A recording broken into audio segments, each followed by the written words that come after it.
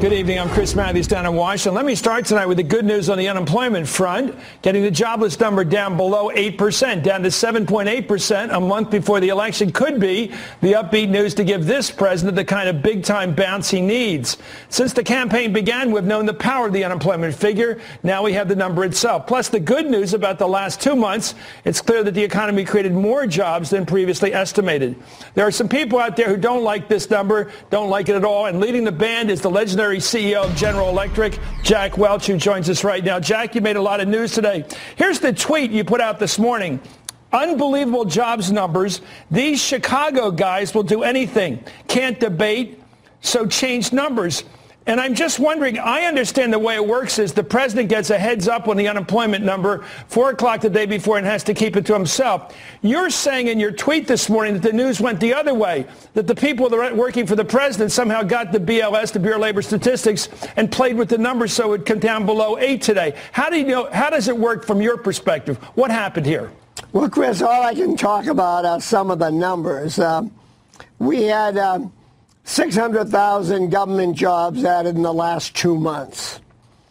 We had 873,000 jobs by a household survey, which is a total estimate from 50,000 phone calls. Of those, 600,000 were temporary workers.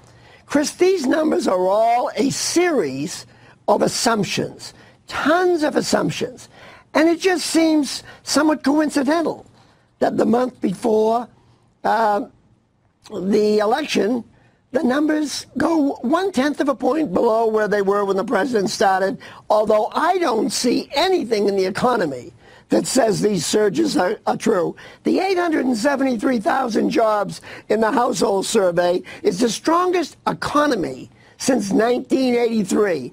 I don't think you can find an economist. There were 25 of them this morning that predicted 8.1 to 8.2, but they did predict 114,000 jobs. We got 114,000 jobs, and somehow the assumptions ended up at 7.8. Well, let me just go back to your tweet this morning. And it must be embarrassing for you to do a tweet now after the power you used to have. I mean, tweeting doesn't seem like something I hear from Jack Welch, and I mean it. But here you put out the word here, unbelievable jobs numbers, fair enough. These Chicago guys will do anything, so they changed the numbers. What evidence do you have that they got to the BLS? Chicago guys got to the Bureau of Labor Statistics and jimmied these numbers by 0.3%, as you put it. I have no evidence to prove that. I just raised the question. But you know, you didn't raise the question. You said these Chicago guys will do anything, so they changed the number. You were asserting here in your tweet that you put out at 8:35 this morning, 5 minutes after the report came out. Did you talk to any economists or any people in the national income accounting world that understood how these numbers were put together before you accused these Chicago guys of changing the numbers? Chris, I know that these numbers are gathered by a series of wild assumptions. Maybe they weren't right at 8.5. Maybe they weren't right at 8.4. But it seems coincidental that 1 month before the election, they would end up at 7.8. The president today is on the stump. The president, all he's talked about is 7.8. He didn't mention 600,000 jobs added in the government sector. But let's get back to it's not your attitude about Obama people care about. It's your analysis. And you came out this morning and asserted, not a question mark or a question or a concern about a coincidence. You say these Chicago guys will do anything, so they changed the numbers. Do you want to take that back? No, this is an assertion that there was jimming with these numbers. There was corruption here, an infiltration or getting to it's not funny, Jack. You're talking about the President of the United States playing with the Bureau of Labor Statistics numbers. This is Nixon stuff. This is when Nixon did back in the old days. He accused him of doing this. Chris, don't lose it now. I'm not losing it. Look at my face. I'm not losing it. I can't see I wonder if you're, Jack, do you want to take back the charge? No, I don't want to take there was corruption here. I don't want to take back one word in that tweet. So you assert as of now, 5 o'clock this afternoon, these Chicago guys will do anything. They can't debate, so they change numbers. I didn't say what they did. I said they'd do anything. And what did they do here? They've been calling Mitt Romney a liar, a falsehood, for the last 48 hours after the debate. Okay. But you don't have any independent evidence. You didn't get any evidence between the time the numbers came out this morning at 8:30 and 8:35 when you tweeted. You didn't use that 5 minutes to gather any actual information or evidence that there was corruption in these numbers. But Chris, I tweeted last night that I predicted they'd be at 7.9. Okay.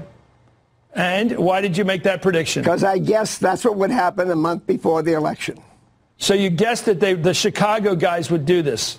Well, I don't want to put words in the mouth of what I said last night, but that's what I did. Well, this morning, I just want to go back. Let's not go over the tweet one more time. I don't think we're getting anywhere. But the question that what started this whole band today had people of a lot less IQ than you, and certainly a lot less business sense, like Alan West, and some of the real screwballs out there are following the band you're leading. And the band you put together today was that there's corruption here, that the Chicago people, meaning the guys around President Obama, got to the BLS and manipulated the numbers. Stop it now. I've reviewed 14 businesses this week, from restaurants to rental cars to widgets. I have seen everybody with a third quarter equal to or weaker than the first quarter. In order to get 873,000 new jobs, you would have to have a GDP going at 4 to 5%. The second quarter was downgraded from 1.7 to 1.3. The third quarter is not going to be very strong. It just defies the imagination to have a surge larger than any surge since 1983, a month before the election. I leave it to you to do all the analysis. No, I'm just going back because it seemed like you were doing that. Let me go to Keith Hall. He was Bush's guy who was commissioner of the BLS. And he said to the Wall Street Journal today, following what you said, there's no way someone at the Bureau of Labor Statistics could change any of the data from its surveys. These numbers are good. So why do you know more than him? I mean, do you really think it gets back to the question of integrity? Do you believe the BLS, the Bureau of Labor Statistics, lacks integrity? That a president of the United States, Nixon said he could never get to them. He used to say there was an ethnic factor. They were all Jewish people over there. He didn't trust them. He thought they were all out to get him. Now you say the president controls the BLS. Previous presidents said they couldn't get their hands into that place because it was so independent. You don't think it's coincidental that we've got the biggest surge since 1983 and in the job surge? Come on, Chris. It's 0.3 of 1% shift this month. No, Chris, it was 0.3. It went from 8.1 down to 7.8. It was 0.2, 8.3 to 8.1 last month. Right. 8.1 to 7.8. It's a 6% improvement in employment in 2 months.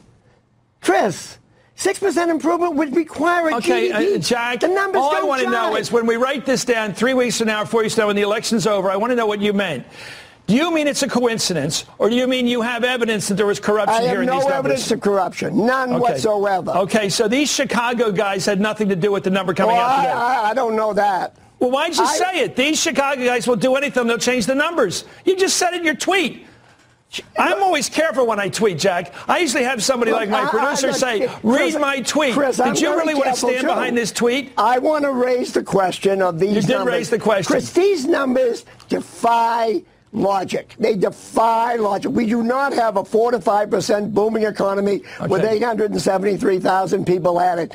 I mean, stop it, Chris. On the face of it, we don't have this GDP. I love you, but you can't get there. I think you're a great, brilliant businessman. In some ways, in fact, I do wish you were in charge of my stock options these days because you made a lot of money for us here. But let me ask you this one more time so that all the people out there of lesser intellect will stop marching in your band. Jack Welch thinks this is a coincidence. Jack Welch does not believe the boys in Chicago changed the numbers. No, Jack Welch is raising the question for some good analysts to go look at. Okay, good. You're raising the question. And you certainly did that. Jack Welch, thank you very much for joining us.